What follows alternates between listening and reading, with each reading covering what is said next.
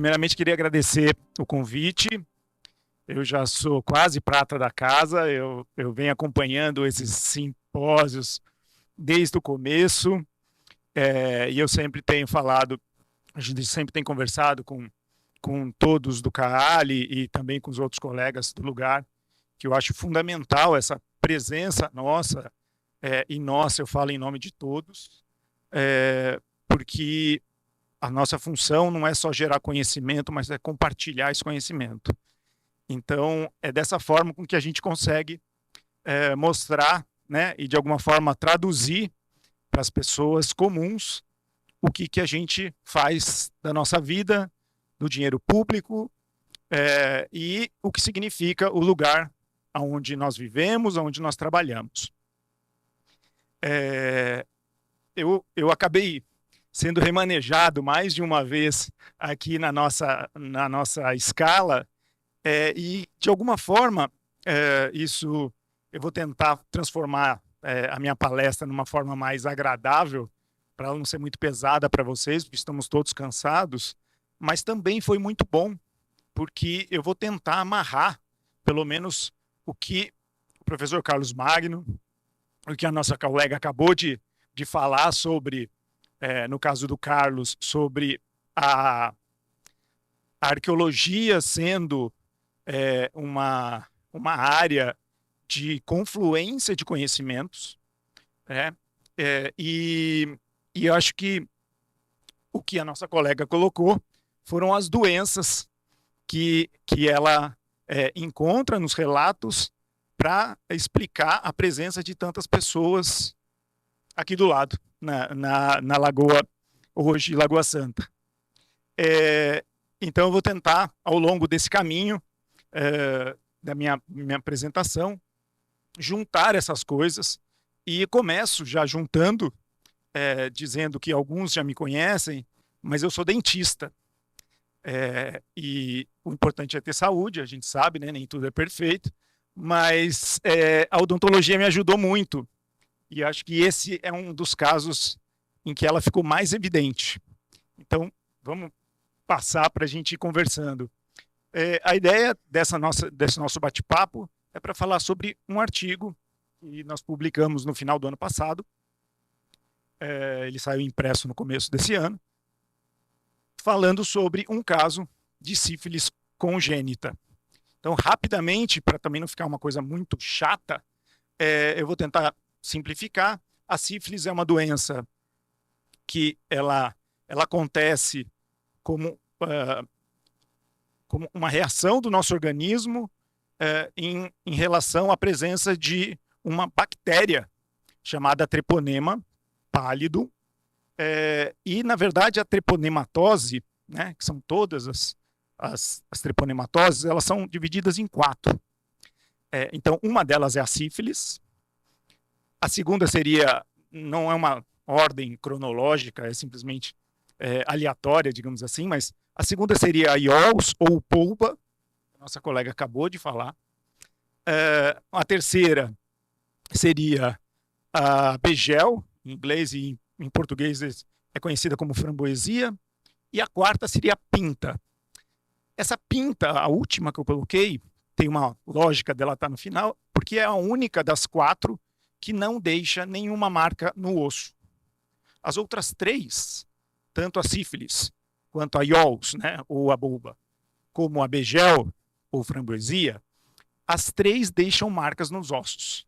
E é por isso que elas nos é importante, porque como arqueólogos, muitas vezes, o que nos sobra para analisar é apenas o esqueleto humano.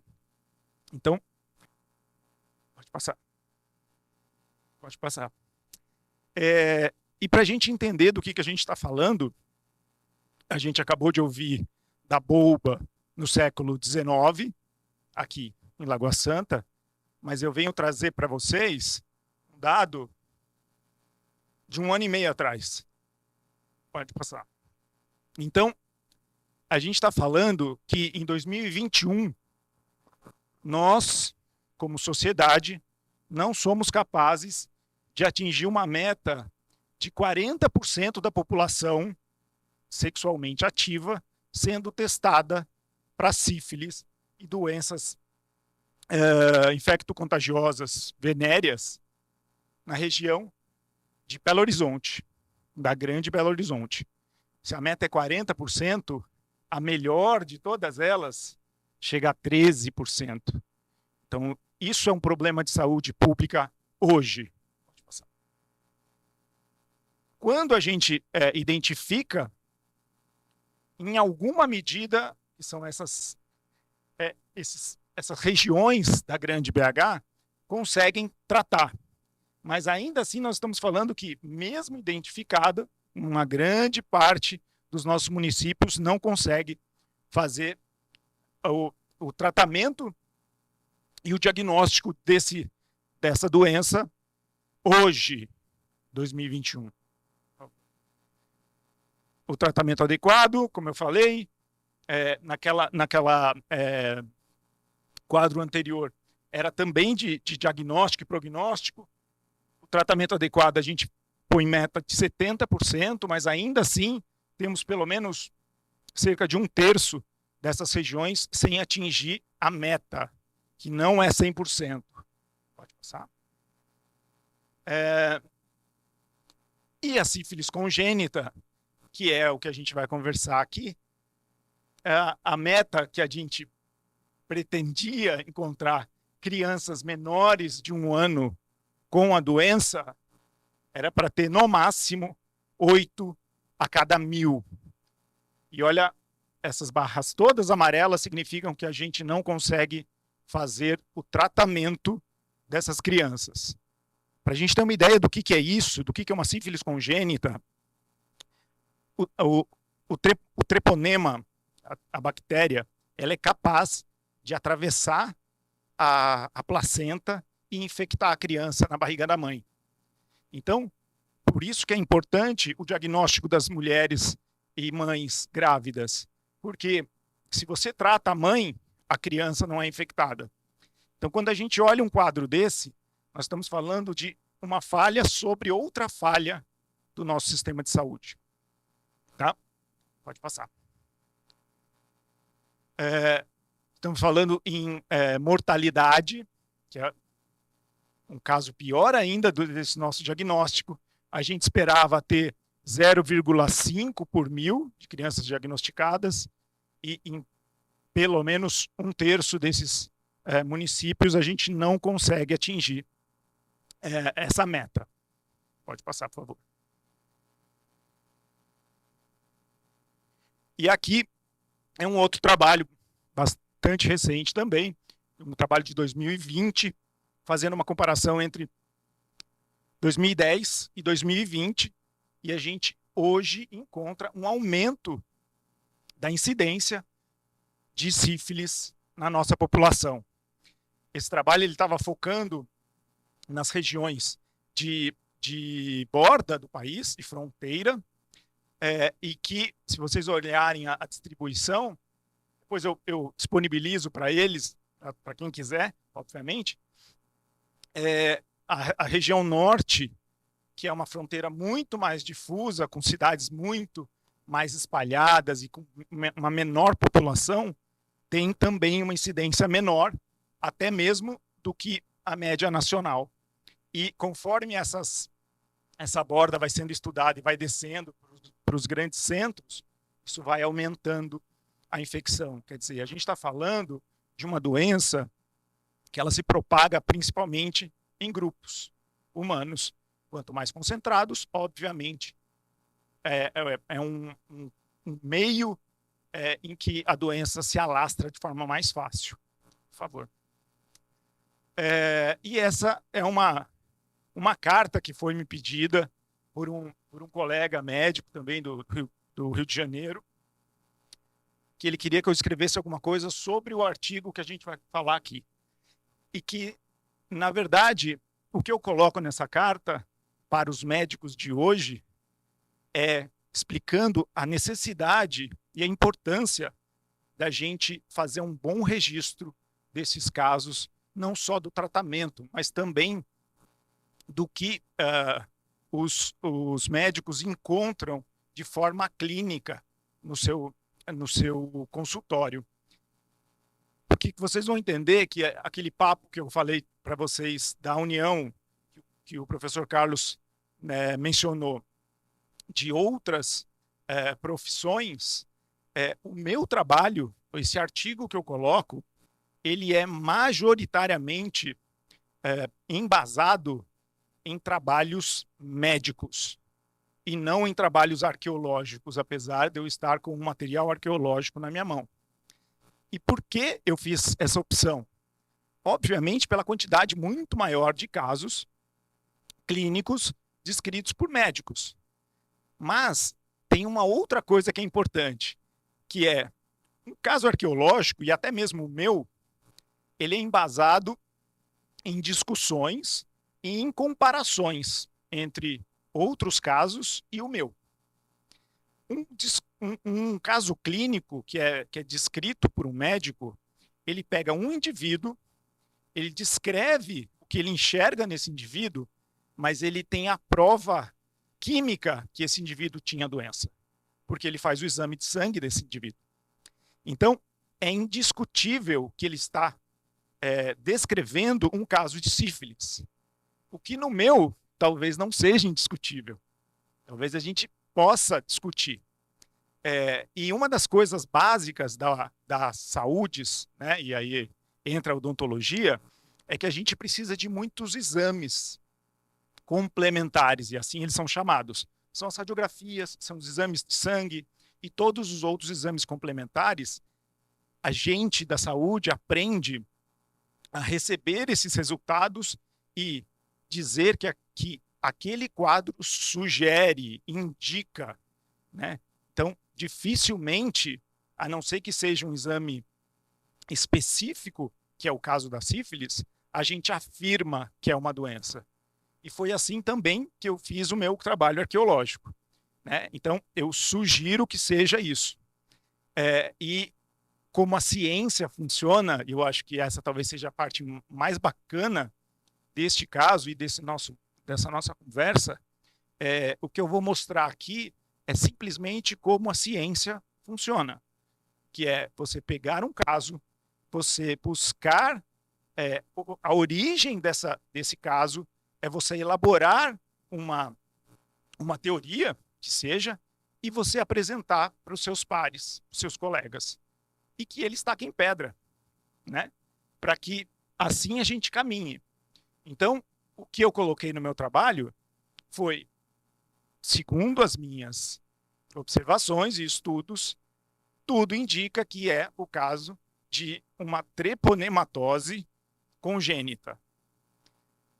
Se alguém quiser colocar outra coisa no lugar, eu acho ótimo, desde que ele use os mesmos métodos que estamos usando, né? Que é a comparação, a discussão e o balanço, o equilíbrio entre o que é razoável e o que não é razoável. Então é sobre isso que a gente vai conversar agora. Eu vou passar rapidamente sobre isso também, porque acho que não é o caso, mas um dos pontos principais das discussões da sífilis é se a sífilis já estava na América ou se ela já estava na Europa e se é a única doença que a gente, como americanos, exportamos ou não. Então, acontece, logo após as primeiras navegações de Cristóvão Colombo, acontece uma grande explosão de sífilis na Europa, muito proximamente ao retorno dele.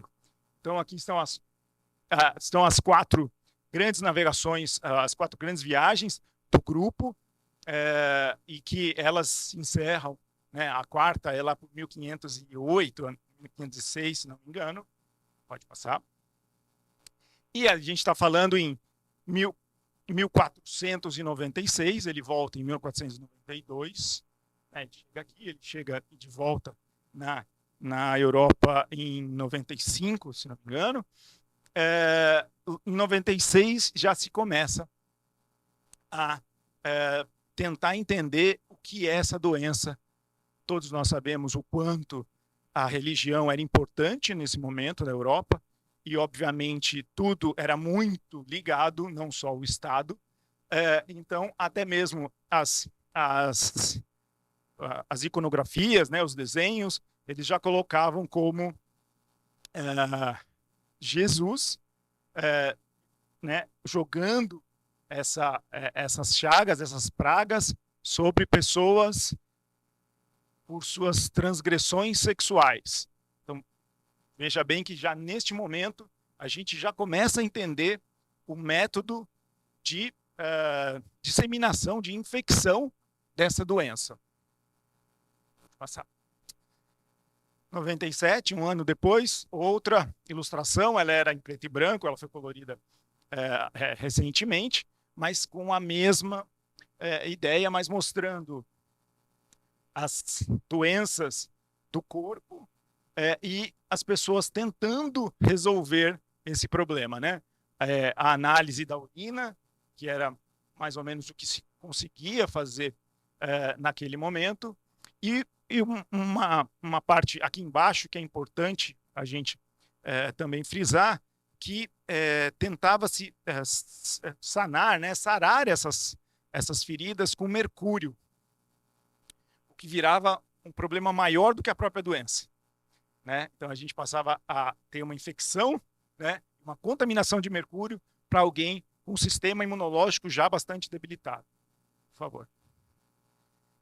E aí essa brincadeira aqui é uma divisão mais ou menos do mapa, isso você encontra na internet, mas mostrando o que foram os nossos escambos, né, entre a Europa e a África, África e Ásia, e a América, né? E eu queria colocar só essa parte daqui de baixo, que vocês não vão conseguir ler, mas enfim, a varíola, o sarampo, a difteria, o tifo, a gripe, a influenza, a coqueluche, até mesmo a febre amarela, é trazida para as Américas e não tem nenhuma flecha indicando que a gente devolveu treponematose para a Europa. E a gente já vai conversar sobre isso. Por quê? Por favor.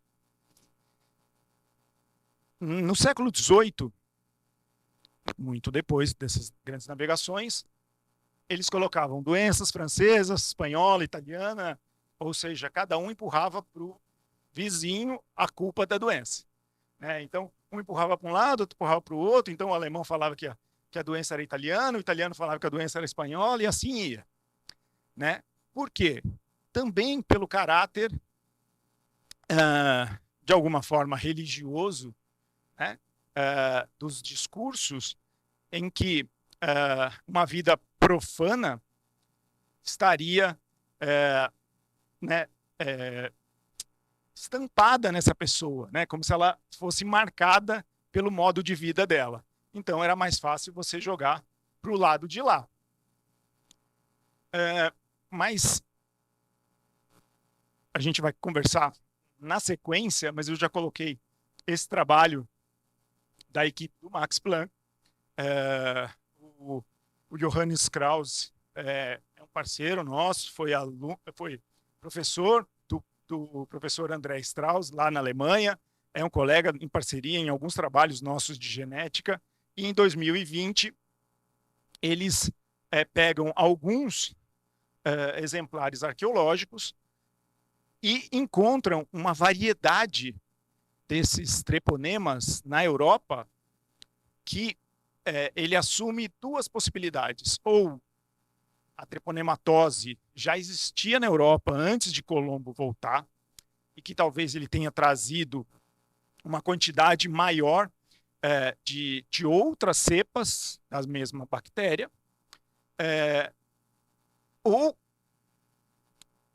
ele tenha trazido uma quantidade tão grande de cepas que em pouco tempo ela teria modificado mesmo na Europa. Porque ele encontra, se você olhar aqui, ele coloca indivíduos de cores diferentes. Então ele encontra uma treponematose, né, um treponema que seria da sífilis, ele encontra um treponema que seria da IOLS, né, da bolba, mas ele encontra um outro que aparentemente é algo antes da separação entre os dois. E essa é uma grande discussão, por favor. favor, há muito tempo, né? Esse trabalho brasileiro, a professora Sabine Eggers é do Instituto de Biociência, esse trabalho do Mello é de 2010, estamos falando em 12 anos, e já naquele momento ele estava tentando entender como a variedade das doenças e a antiguidade dessas doenças encontradas não só na América, mas na África e na Ásia, e obviamente na Europa, como elas explicaria a criação, né, ou o surgimento dessas bactérias, né, da sífilis. E aqui a gente está vendo, ó, em bactérias que eles encontram em sítios de até 6.000 anos atrás. Então, 6.000 anos, aqui ele está colocando 6.000 antes de Cristo, seria 8.000 anos. Então, o que a gente encontra nos registros que ele coloca é no Peru, entre Peru e Chile, que é uma área bem na divisa entre os dois, eles já tinham encontrado um caso, mas pobremente descrito, mas já tinha lá, um caso de aproximadamente 8.000 anos. Tem um caso nos Estados Unidos de um sítio, mas que é um sítio que foi ocupado de 9.000 a 1.000 anos antes do presente. Então, existe um caso ali em que eles não conseguem precisar. Então, ainda assim, a gente coloca alguma coisa, grosso modo, até 9.000 anos. E, por favor. E aí, a gente está falando, né? 9.000 anos, 8.000 anos, que seria o Holoceno inicial. Mas no Holoceno médio, que começa lá pelos 8.000 e vai até seus 4, mais ou menos, a gente encontra em Sambaqui, aqui no Brasil. Por favor. Esse é o trabalho da mesma professora Sabine, com o Luiz Peso e com o José Filippini. O Filippini é um médico, o Luiz é tão doido quanto eu, que é dentista e arqueólogo também, e que eles fazem um levantamento nos sambaquis do país, e eles encontram um caso de 6.300 anos no litoral de São Paulo. E eles descrevem uma grande quantidade de treponemas, né? E que às vezes a gente fica na discussão se é treponematose, se é uma IOLS, se é uma sífilis. Essa é uma grande discussão, tá? Mas a gente já está falando em 6.300 anos. Então esse bichinho está aqui há muito tempo, independentemente do que aconteceu na Europa. Tá bom? Por favor.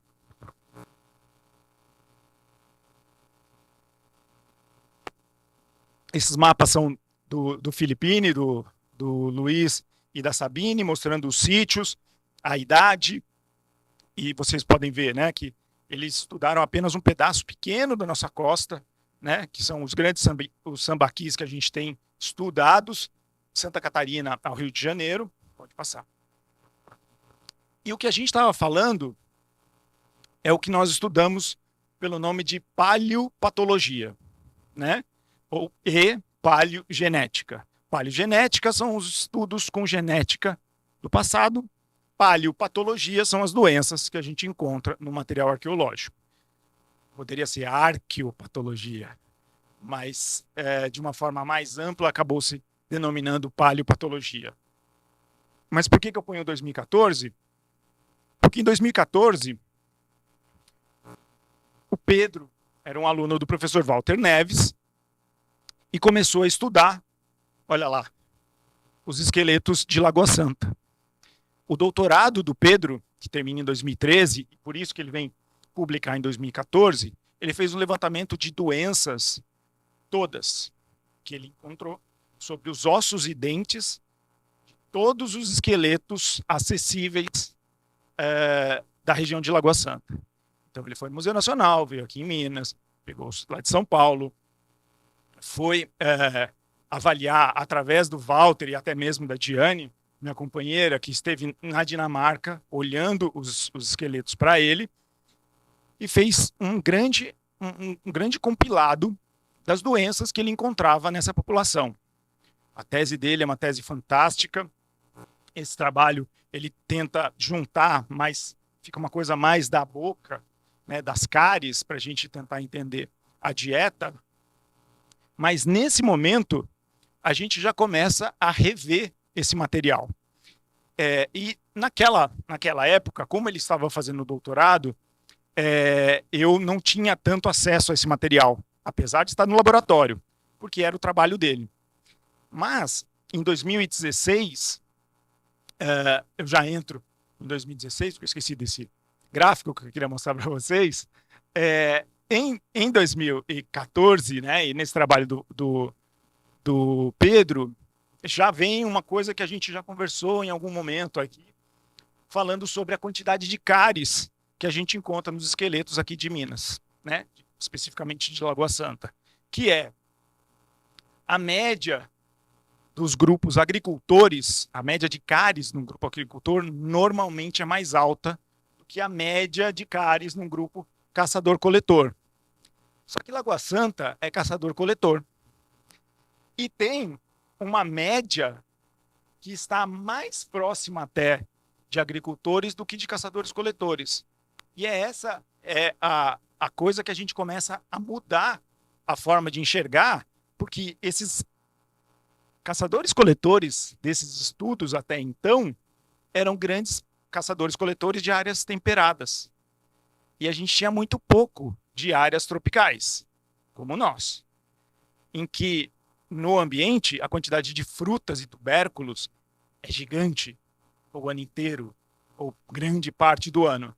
Então, é aí que a gente começa a ver que na população da região de Lagoa Santa, esse padrãozinho ele é um pouco mais elevado e a gente precisa entender isso.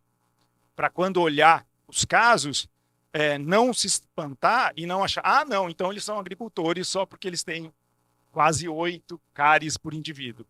Né? E não é exatamente isso que a gente tem que ver. E no ano seguinte, dois anos depois, 2016, eu, Walter e o Pedro voltamos só para Lapa do Santo. E, novamente, é um trabalho majoritariamente do Pedro, que é um trabalho que deriva do doutorado dele. Por favor. Vocês conhecem esse mapinha, né? Acho.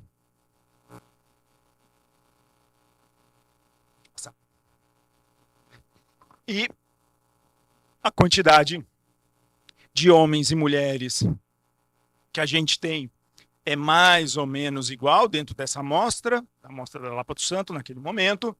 A idade, né, a média de idade masculina dá um pouco menos de 40 anos, dá uns 35, a feminina, nas amostras que a gente tem, um pouquinho mais baixa, 29, 30 anos, por favor. Mas as cáries, elas voltam a ter um número elevado, tá? Condizente com o restante do karst, né?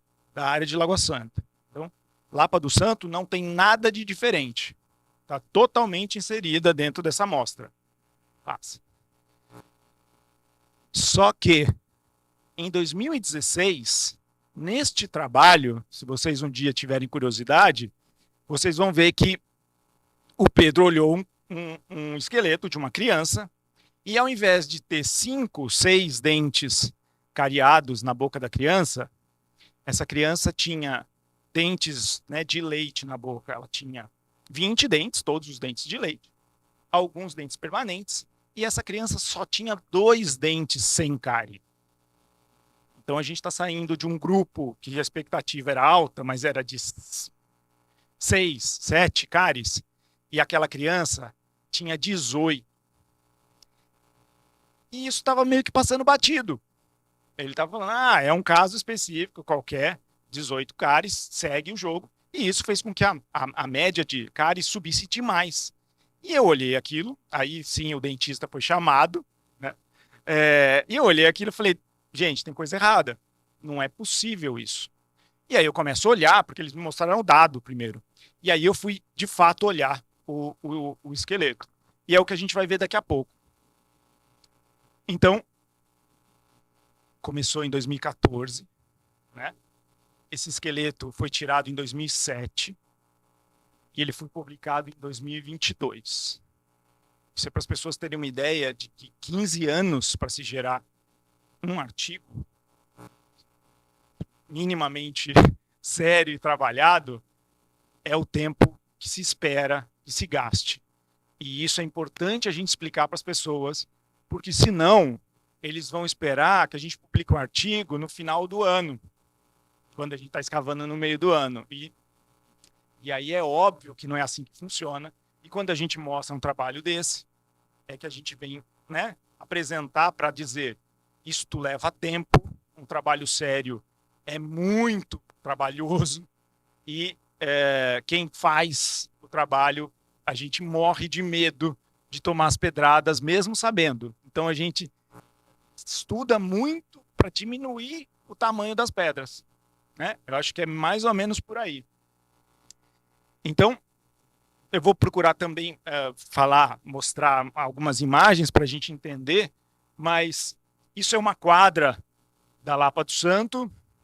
Aqueles círculos são os sepultamentos, o sepultamento 21, o 20, o 23, o 26 e o 27.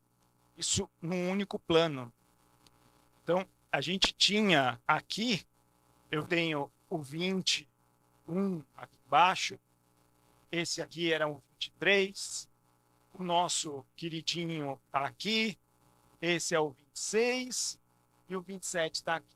Essa daqui era uma criança que é talvez um dos esqueletos mais antigos que a gente tem no sítio até então, que a gente está mandando datar mais. Ela está datada em 9,5, 10 mil. Esse 26 é o decapitado, que alguns já devem ter ouvido falar, que é o caso mais antigo de decapitação na América, que nós publicamos em 2016. O 21 é um caso muito bacana, que também a gente publicou em 2018, 19, acredito. O 23 a gente ainda ele está na tese do André e também num artigo em que a gente faz na dissertação do André e um artigo que a gente faz um apanhado. E o 20 é a criança que a gente está discutindo hoje. Então, ó, o 21 que eu estava falando, e aqui, ó, no meio, é que a imagem não ficou tão legal, mas tem a patela, a rótula, né, do joelho deste indivíduo atravessando o 20. Por que eu estou mostrando isso?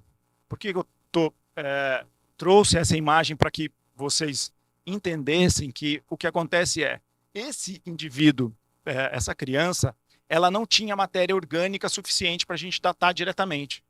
Nós mandamos 3 vezes para a beta e nenhuma delas deu datação. Nenhuma. A gente mandou para tentar tirar DNA e não conseguiu. Então, o solo, muito calcário naquele lugar, e a criança tendo um osso muito mais poroso do que o adulto, teve uma percolação desse calcário, né, desse carbonato, o que removeu a parte orgânica e impossibilitou a gente que desse uma datação. Mas a gente é muito sortudo, porque esse indivíduo aqui deu data. E a data dele é de 9.400 anos. E aonde entra a sorte? A sorte é que essa criança ela foi enterrada primeiro.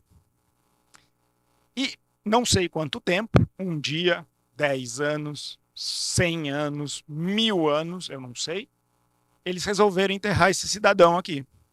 E aí, na hora que fizeram o buraco para colocar ele, eles levaram um pedaço dessa criança embora.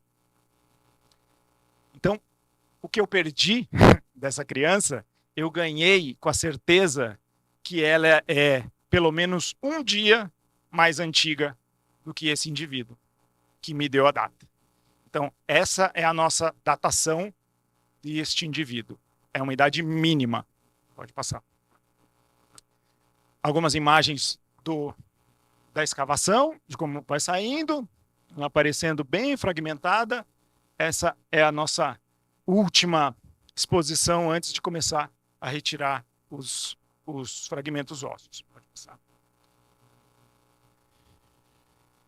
E aí, essa imagem que eu coloquei no artigo, e aonde está de vermelho, é exatamente aonde a gente vê alguns indícios de uma alteração.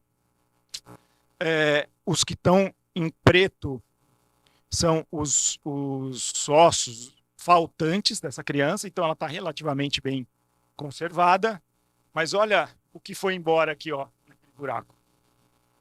O lado direito dele inteiro foi removido na hora de cavar a cova do indivíduo 21.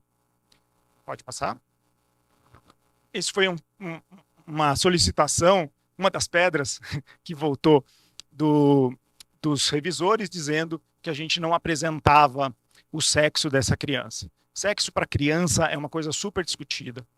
Tem arqueólogos e antropólogos, bioantropólogos, bioarqueólogos, que não aceitam, que acham que qualquer técnica é ruim, mas um dos revisores falou, mas tem técnicas tal e tal e tal.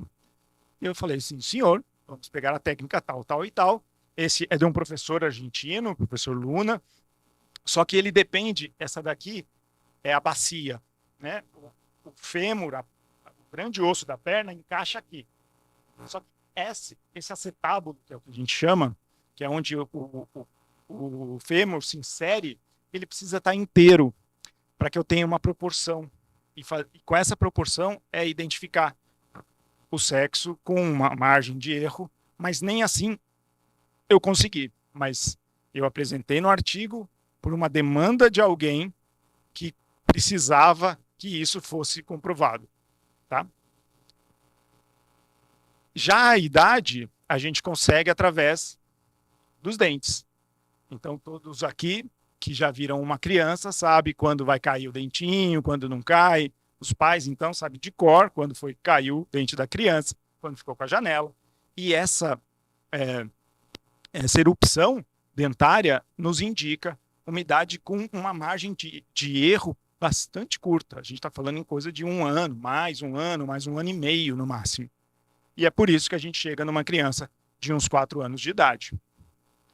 A quantidade de cáries, que é o que eu estava falando, que são esses buracos, a gente vai ver na foto seguinte. Não é, errei. Mas a gente volta. E por que eu deixei os dentes para trás? Porque uma grande discussão sobre doenças em esqueletos é que o osso ele pode ser alterado por outras coisas que não seja a doença em vida do indivíduo. Então, você colocou esse indivíduo no chão, um rato vai lá e rói, um ácido vai lá e dissolve, ou outras quaisquer alterações que a gente chama de processos tafonômicos, eles podem acontecer depois da morte do indivíduo, e se eu não tiver esse olhar atento, eu posso estar falando de uma alteração que não tem nada a ver com a vida desse indivíduo, que é um processo posterior. Aqui eu mostro as duas pernas dessa criança. E o que eu venho comparar é que, apesar das duas pernas, né, aqui só está invertido, esse é o lado esquerdo, esse é o lado direito. Quando eu comparo as duas pernas, numa perna ela é completamente lisa, sem nenhuma alteração. E na outra ela tem algumas alterações superficiais, externas e internas do osso. Tá? Passa. Aí é uma foto mais ampliada, a seta lá mostra com um pouco mais de detalhe, isso é raio-x, exame complementar.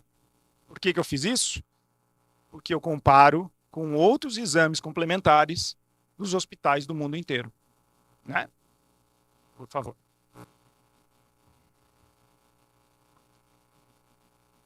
Esse é um osso do braço, também com alteração. Eu não tenho o braço direito, que eu já expliquei para vocês que foi perdido. A gente tem o recorte dessa cova, mas ele tem a concentração dessas alterações apenas próximo ao cotovelo. Ele não tem ao longo do braço. O osso é completamente liso. E essas são características da doença, da sífilis. Também da boba, né, da IOLS e da VGL, que as grandes alterações estão próximas às articulações. No caso da tíbia, da perna, ela acaba podendo, no caso de uma sífilis de adulto, alterar a própria tíbia. Mas começa-se a alastrar essas alterações exatamente nessa área. Então, eu coloco as setas brancas como uma alteração irregular, que me parece bastante suspeita, e evidencio que lá naquela setinha amarela tem uma quebra, que foi claramente algo que aconteceu depois da morte desse indivíduo. O osso já estava seco, e o osso, quando está seco, ele quebra retinho, né? Então, essa é uma forma da gente também já abrir os nossos dados para que as pessoas entendam que nós estamos olhando para essas alterações, né? Tanto as tafonômicas, de origem externa, quanto as da doença. Isso é parte do crânio. Essa área é uma área da parte posterior do crânio, e uma das características da infecção de sífilis são umas alterações que eles falam que parece que uma minhoca, um verme comeu. Então ela tem todas umas entrâncias, que a gente tem tanto do lado externo quanto do lado interno, né? Pode passar. Aí tentando pontuar para ficar um pouquinho mais fácil de enxergar. Pode passar. Eu estou passando meio rápido, porque eu acho que também não adianta a gente ficar olhando as minúcias. É mais legal você pegar o artigo, tem online, você consegue ver com clareza esses detalhes. Está aberto às pessoas, e quem não achar é só pedir, a gente manda. Esse é um caso bastante interessante, que esse osso é este osso lateral do ouvido, esse buraquinho é o nosso buraquinho do ouvido, e a gente tem algumas lesões aqui, e tem uma mancha meio esbranquiçada aqui, vocês estão vendo? Consegue enxergar? Muito bem. Quando eu jogo isso na tomografia, a tomografia, ela vai, assim como um raio-x, ela vai passar pelo objeto, e aonde tiver mineral ou algo bastante denso, o raio não passa, ele para. E aí fica branco. E aonde tem ar, ele passa vazado, fica preto. Olha o que a gente descobre na tomografia. Um furo que estava coberto por calcário. Então, aquela camada, né, assim como uma estalactite que se forma, né, vindo do teto de uma caverna, também se formou uma camada fechando esse furo desse osso. E o que é esse furo? A infecção de sífilis, ela gera algumas infecções no próprio osso, em que ela procura um lugar para sair desse osso, como se fosse uma espinha que quer sair da pele. A mesma coisa, uma infecção. É o que a gente chama de fístula. Tá? Passa. Mas é lógico que em todas essas lesões, uma das críticas era: mas pode ser porque o solo era ácido. Aí a gente nem vai discutir com a pessoa que está falando, mas amigo, eu falei que é dentro de uma caverna de calcário. Mas você quer que eu fale como é que é o solo? Não tem problema. Pego a fala do Carlos, chamo a geologia para trabalhar com a gente, que na verdade fui eu mesmo que fiz. Faço coleta do sedimento em volta do sítio. Vejo o pH, e para os que ainda não lembram assim, da química, acima de 7, e na verdade acima de 6,8, a gente está falando de um solo ou uma solução neutra, e acima de 7, alcalina. Olha aqueles números, 7, 7, 7, 7, assim vai. Isso aqui é só para a gente ter um controle da água que eu utilizei para gerar a solução. Então, a gente está falando em todos acima de 7. E eu ainda fiz 3 medidas de cada uma das análises, para a gente ter a certeza de que não foi um acaso. E apresentei novamente para os revisores. Falei assim, olha, A gente já tinha falado que era calcário, mas já que você quis, aqui está o nosso pH do solo, dizendo que não é um solo ácido. Então, o ácido de um solo ou de um material orgânico não poderia ter gerado aquelas alterações superficiais nos ossos. Até aqui, a gente está falando alguma coisa em que eu posso ter uma certa insegurança em falar, tudo bem, não foi ácido, mas pode ter sido um outro processo tafonômico que eu desconheço e que alterou esses lugares e que, por uma obra do divino ou do antidivino, queria me enganar e criou esses problemas em lugares que a doença hoje atinge um esqueleto humano. Pode ser. Agora, a partir de agora, eu estou falando em coisas que não tem discussão. Elas estão aí, e se é da sífilis ou não, aí a gente tem discussão, mas que elas estão presentes e que são alterações ocorridas durante a vida do indivíduo, não se discute. No alto da cabeça, né, que a gente tem as moleiras das crianças, esses ossos eles são separados e eles são separados exatamente para a gente crescer. E eles vão se fundir ao longo da nossa vida. Então, dependendo das nossas idades, vão ter áreas mais fusionadas, fundidas, e áreas menos fusionadas. Só que uma criança com 4 anos de idade não pode ter nada fusionado, senão ela não cresce. E aqui no meio, que seria a principal sutura craniana que a gente chama, ela está totalmente fundida. Se vocês conseguirem, eu vou tentar fazer um caminho, uma linha pretazinha aqui assim, ó. Isso deveria estar totalmente separado e ele já está fusionado. Então alguma coisa deu errado. Alguma coisa fez com que esse lugar que deveria ter cartilagem se transformou em osso. Isso é o nariz, a região do nariz. Só que esse osso é o osso da nossa fronte, aonde os ossos nasais são grudados. Uma das características da sífilis congênita é o que, hoje, na clínica, é o que a gente chama de nariz em cela, que a pessoa fica com aquele nariz afundado. Isso acontece porque estes ossos nasais não se grudam ao osso da fronte por uma infecção na cartilagem. Essa criança de 4 anos, eu não sei onde estão os ossos nasais dela. E essas entrâncias aqui é onde esse osso deveria estar grudado. E ele não está. Então, a ausência dos ossos nasais é incontestável. Do lado de lá é o teto da cavidade ocular. É uma alteração que a gente chama de criba orbitária. Ela é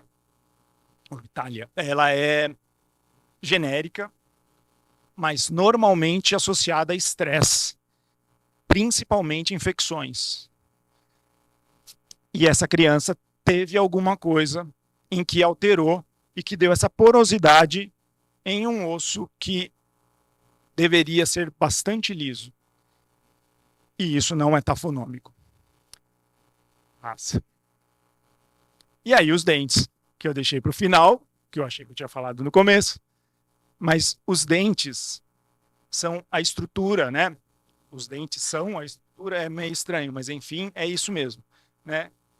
Um dente é uma das estruturas mais estáveis do corpo humano. Então, uma vez que ele está formado, ele não se altera ao longo da vida. Então, ninguém fica com o dente mais fraco porque tomou antibiótico.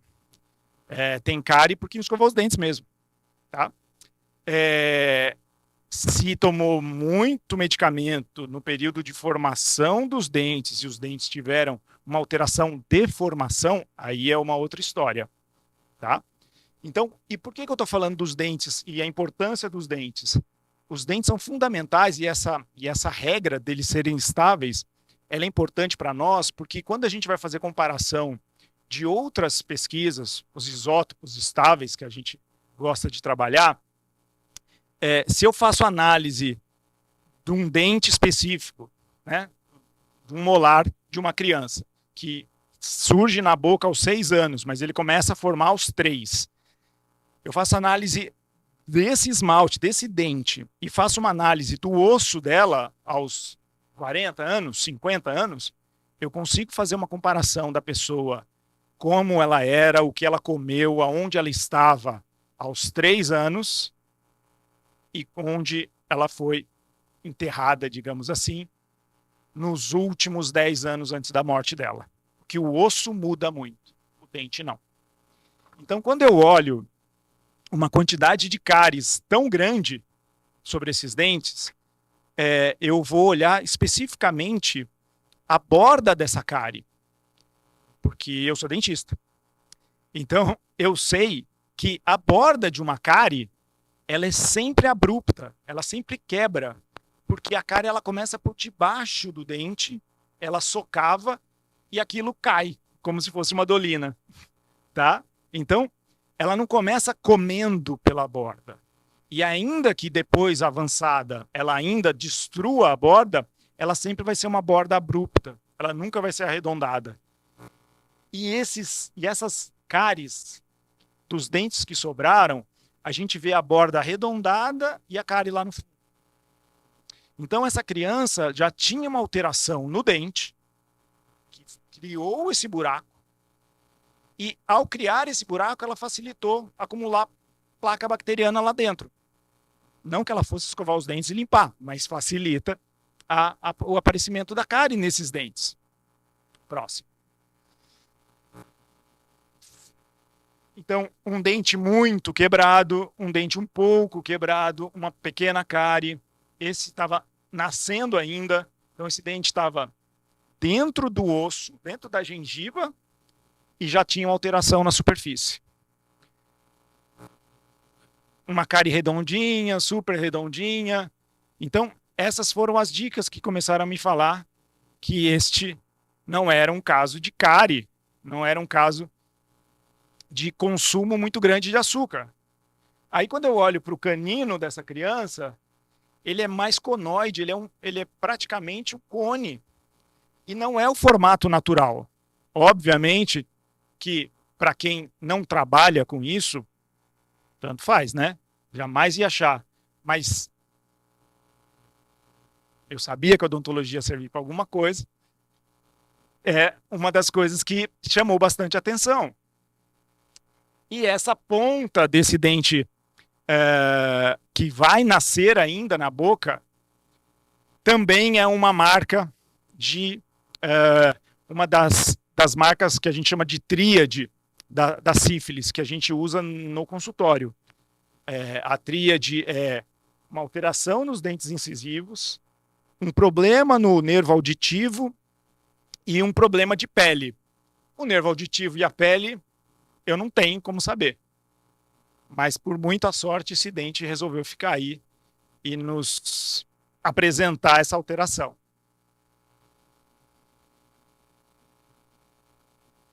Já conversamos sobre isso, a grande quantidade de lesões e alterações em áreas até lisas do dente, que é muito raro ter cárie, até hoje. Pode passar. Os dentes conoides, como eu tinha falado para vocês, que tem o dente de leite, né, que a gente chama o dente descido, ele tem um formato muito parecido com o permanente. Eles não são tão diferentes assim.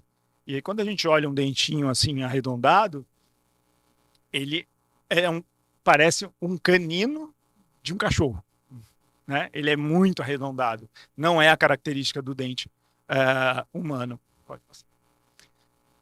E aí, as marcas dos permanentes, os permanentes ainda dentro dos ossos, tentando sair, aquele que eu mostrei para vocês, e os molares, que são os dentes lá do fundo, que são os dentes que vão primeiro surgir na boca da criança. Pode passar.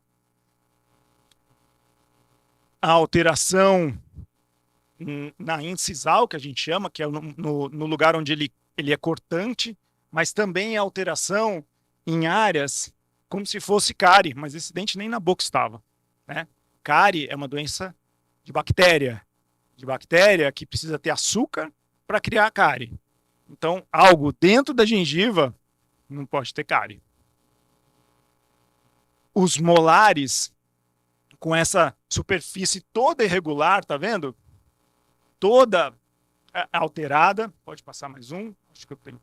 Olha só, em vez de ter, aí entra dentista de novo, cada dente tem uma quantidade de pontinhas, que a gente chama de cúspides. Esse dente, ele tem uma quantidade muito superior, ou seja, uma alteração na formação desse dente. Alteração em algumas vezes naturais, algumas vezes características de alguns grupos, mas aí a gente está juntando tudo, né? Eu estou comparando ele com os amiguinhos dele do sítio Lapa do Santo, eu estou comparando ele com os outros de Lagoa Santa, e eu estou comparando, obviamente, ele com outros casos de sífilis. Um dos grandes pesquisadores, chamado Rothschild, que é alguém que escreve sobre sífilis desde 95, que já descreveu Yolls em Homo erectus há 1.500.000 anos atrás. A gente teve uma grande discussão depois do artigo, e ele falou, não, é isso, não é aquilo. E eu propus para ele, falei, se você quiser reescrever esse meu artigo, né, falando que isso é Yolls, eu entro com você como coautor. Porque eu tenho uma grande propensão a acreditar que é Yolls. Mas como não se assume essa transferência, eu estou usando o que a literatura nos dá. E estou aberto para que as pessoas venham criticar e que, se não for sífilis, tudo bem, mas põe alguma coisa no lugar, porque essa criança não era uma criança que estava com saúde bacana de jeito nenhum. Então, de novo, isso é ciência, né? É o que a gente faz aqui, é o que a gente espera e o que as pessoas esperam de nós. Eu vou deixar aberto para dúvidas. Fiquem à vontade, pode passar. Mas eu vou também deixar aqui meu e-mail. Quem tiver precisando sair, envergonhado, tem aí um e-mail para a gente conversar sobre esse e outros assuntos. Gente, obrigado. Desculpa o horário.